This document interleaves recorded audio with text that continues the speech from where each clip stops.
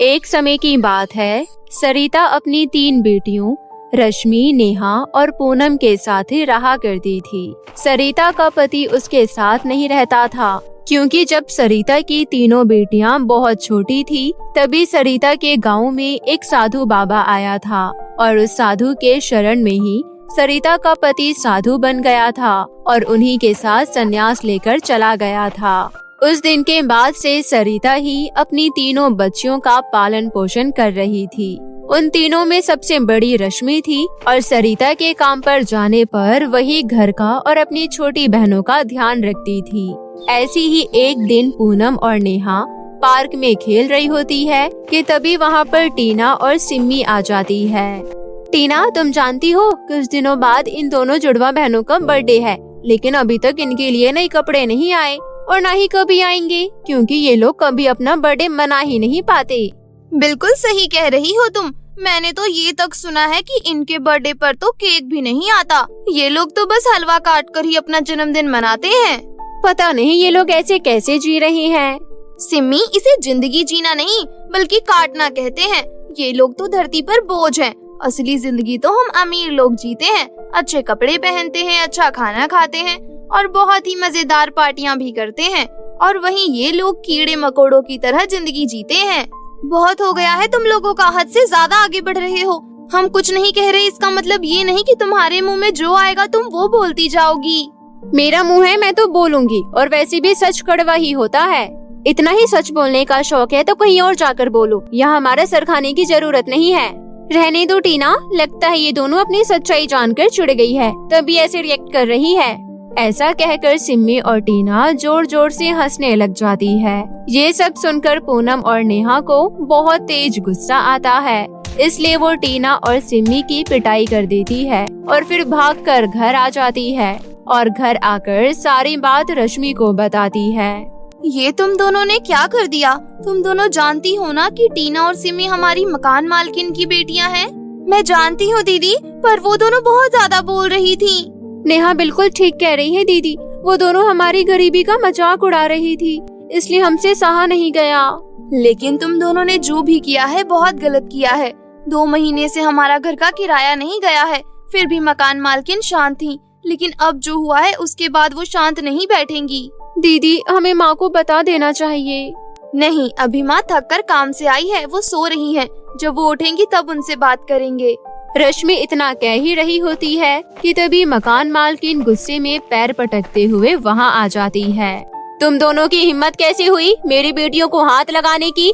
तुम दोनों जानती भी हो उन दोनों को कितनी चोटें आई है। मुझे उन दोनों को डॉक्टर के पास ले जाना पड़ा।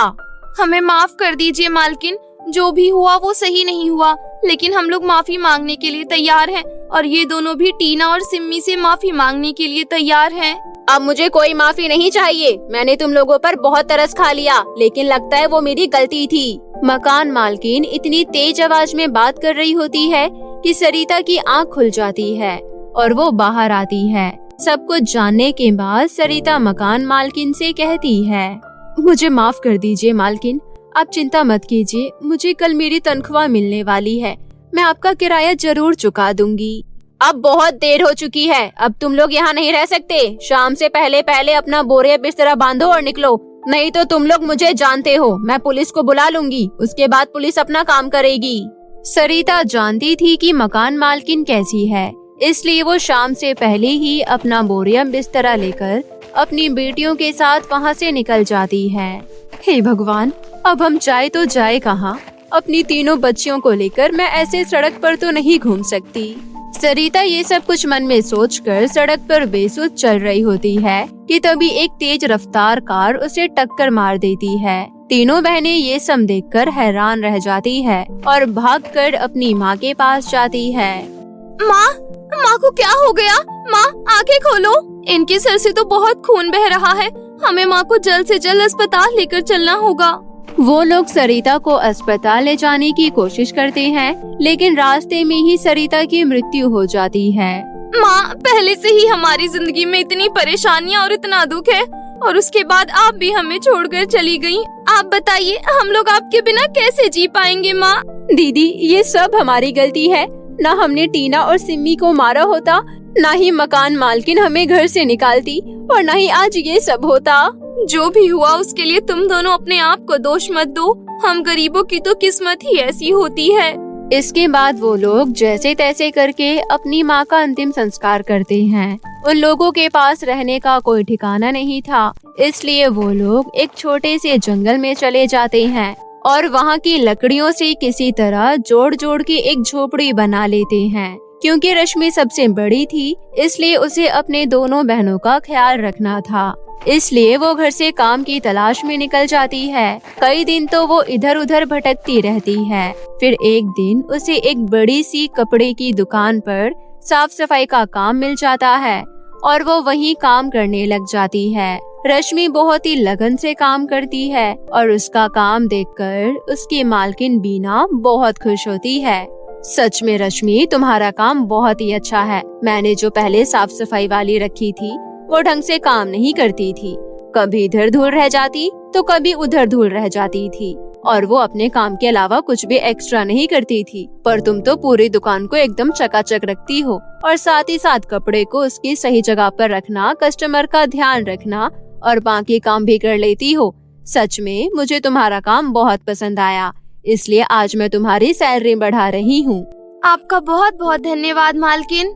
अपनी मालकिन की बात सुनकर रश्मि बहुत खुश होती है, परंतु ये सब सिम्मी और टीना देख रही होती है, क्योंकि सिम्मी और टीना भी उसी दुकान पर शॉपिंग कर रही होती है। ये तो पूनम और नेहा की बड़ी बहन है। क्या बात है, आज तो बहुत खुश लग रही है। इसकी छोटी बहनों ने हमें बहुत परेशान किया है, उसका बदला अब हम इससे ले लेंगे। लेकिन हम करेंगे क्या? सिंपल है, हम इस दुकान से ये सारे कपड़े लेकर चले जाएंगे और जब यहाँ की मालकिन हमसे पूछेगी तो हम कह देंगे कि हमने कपड़ों के पैसे इसे दे दिए हैं। क्या बात है, तेरा प्लान तो बहुत ही मस्त लग रहा है।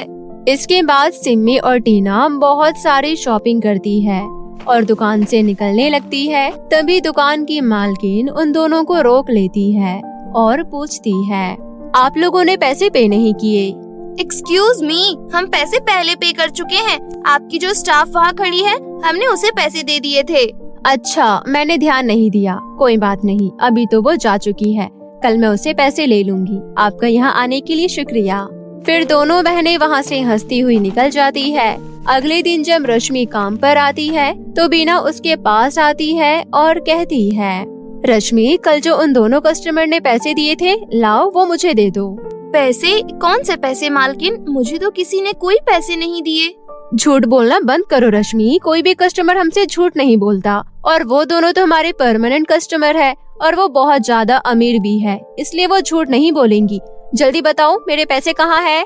बीना सवाल पर सवाल करती रहती है, पर रश्मि के पास कोई जवाब नहीं होता। फिर बीना गुस्से में आकर कहती है, ठीक है, अब बहुत हो गया है, मैं बहुत सुन चुकी हूँ तुम्हारी झूठ। मुझे कल के कल मेरे 50,000 रुपए चाहिए, नहीं तो मैं पुलिस को बुला लूंगी और तुम्हें और तुम्हारी दोनों बहनों को जेल में डलवा दूंगी। अब निकल जाओ यहाँ से और कल पैसे लेकर आना। बेचारी रश्मि बहुत ज्यादा दुखी हो जाती है, उसे समझ ही नहीं आता आखिर वो क्या करे। वो दुकान से निकल जाती है और चलते चलते उसे होश ही नहीं रहता कि वो घर की जगह कहाँ पहुँच गई है। जब वो देखती है तो वो किसी जंगल में पहुँच गई होती है, जहाँ 3 अलग अलग गाउन होते हैं और उन गाउन में से नदी निकल रही होती है। ये सब नजारा देखकर रश्मि हैरान रह जाती है। ये सब क्या है? यहाँ तो सोने का और चांदी का गाउन है और उनके साथ में एक पुराना सा गाउन भी है और इन सभी गाउन में से एक नदी बह रही है। ये तो बहुत ही अजीब बात है। रश्मि ये सब सोच ही रही होती है, तभी वहाँ पर 3 नन्ही परियां प्रकट हो जाती है और रश्मि से कहती है, रश्मि, क्या तुम इन गाउन और उनकी नदी को देख सकती हो? हाँ, ये मुझे दिखाई दे रहे हैं, पर ये सब है क्या? अगर तुम्हें ये सब दिखाई दे रहे हैं तो जरूर कोई खास वजह होगी। रश्मि, यहाँ पर जो तुम्हें दिखाई दे रहे हैं वो जादुई गाउन और उनकी नदी है। वो तो ठीक है, लेकिन यहाँ पर सोने चांदी के गाउन के साथ ये पुराना गाउन क्यों रखा है? रश्मि, तुम्हें इन तीनों में से किसी एक गाउन की नदी में डुबकी लगानी होगी। अगर तुम सोने के गाउन की नदी में डुबकी लगाती हो तो तुम बहुत ही अमीर बन जाओगी, तुम्हारे पास बहुत सारी धन दौलत आ जाएगी। और अगर तुम चांदी के गाउन की नदी में डुबकी लगाती हो तो तुम बहुत ही फेमस हो जाओगी, तुम्हारे पास बहुत सारा फेम आ जाएगा। और ये तीसरा गाउन, इससे क्या होगा? अगर तुम तीसरे गाउन की नदी में डुबकी लगाती हो तो तुम हमारी मदद कर पाओगी। हम लोग यहाँ पृथ्वीलोक पर फंस चुके हैं। अगर तुम इस नदी में डुबकी लगा लेती हो तो पृथ्वीलोक से परीलोक तक एक बादलों की सीढ़ी बन जाएगी और फिर वापस हम परीलोक जा पाएंगे। अब बताओ कौन सी नदी में डुबकी लगाना चाहती हो?